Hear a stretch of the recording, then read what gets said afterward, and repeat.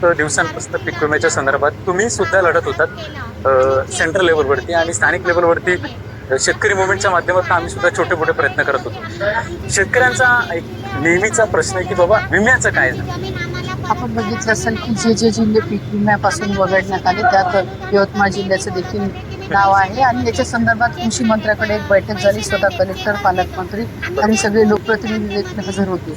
पण जे पीक विम्याचे नॉर्म्स आहे म्हणजे आता त्यांचं पीक कापणीचे दाखवायचे आणि सॅटेलाइट जो सर्वे आहे त्याच्यामध्ये यवतमाळ जिल्ह्यातला कोणताही तालुका बसत नाही असं कलेक्टरांचं म्हणणं आहे आणि त्याच्यामुळं यवतमाळ जिल्हा कर्जमाफीच्या संदर्भाने संबंध विदर्भातील शेतकऱ्यांमध्ये फार मोठा संभ्रम आहे। अहिल्याबाई होळकर यांच्या नावाने कर्जमाफी योजना त्यांनी लॉन्च केली, पण ज्याचा कटी नियम आणि निकष त्याच्यामध्ये शेतकरी कुठेतरी भरला जातो। कर्जमाफीच्या बाबतीत बोलायचं झालं तर माझी प्रामाणिक इच्छा अशी आहे की आणि सरकारला देखील विनंती होती की आपण पाहिलं सुरुवातीला छत्रपती शिवाजी महाविकास आघाडीचं सरकार होतं, छत्रपती शिवाजी महाराज सन्मान योजना त्यांनी कर्जमाफीच्या निमित्ताने त्या ठिकाणी जाहीर केल्या। त्याच्यातही अनेक पात्र लाभार्थी ठरले। नंतर सरकार बदलला, तीच योजना जाऊन पुन्हा ते योजना बदलून त्याला दुसरं नाव देण्यात आलं। आता देखील अहिल्याबाई होळकर ज्या पद्धतीने अहिल्याबाई होळकर कर्जमाफी करत आहे, ही कर्जमाफी करत असताना जे चालू नियमित कर्ज भरणारे लोक आहेत त्यांना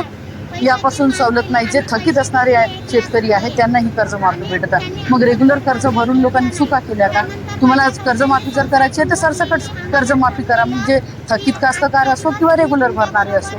आणि त्यातही कर्जमाफी करत असताना जाची काठी लावायची गरज नव्हती। सरसकट कर्जमाफी जर का सगळ्या शेतकऱ्यांना दिली असती तर त्याचा फायदा झाला। बोगस सीड फीड फर्टिलायझर मोठ्या प्रमाणात दक्षिण भारतात आपल्या प्रामुख्याने विदर्भातील यवतमाळमध्ये येतं। ऑलरेडी शेतकरी आत्महत्या करतो डे बाय डे या ठिकाणी मोठ्या प्रमाणात होतात। संसदेमध्ये तुम्ही आमच्या विदर्भाची वाघीण म्हणून प्रश्न उपस्थित करता, त्याचा आम्हाला आदरच आहे, कमी होत त्यांना रिस्पॉन्सिबल लोकप्रतिनिधी आहेत की सरकार म्हणजे कोण आहे?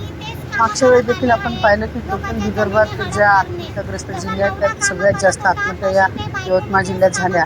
आणि आत्महत्या होत असताना याला लोकप्रतिनिधी जबाबदार कसे राहील? ज्या काही सरकारच्या योजना आहे, आता आपण पाहिलं की सगळं KYC करा, सगळं ऑनलाईन करा, या सिस्टममध्ये कुठल्याही शेतकऱ्यांना कर्जमाफी मिळत नाही, नुकसान भरपाई मिळत नाही, जे उत्पन्न शेतात घेतलं त्याला हमी भाव मिळत नाही आणि योग्य जर का हमी भाव पिकवलेल्या उत्पन्नाला मिळत नसेल तर मग तो शेतकरी कर्जबाजारी होऊन आत्महत्या करणार नाही तर ना का करणार आहे? त्यासाठी सर्वस्वी जबाबदारी असलेली सत्ताधारी सरकार आहे।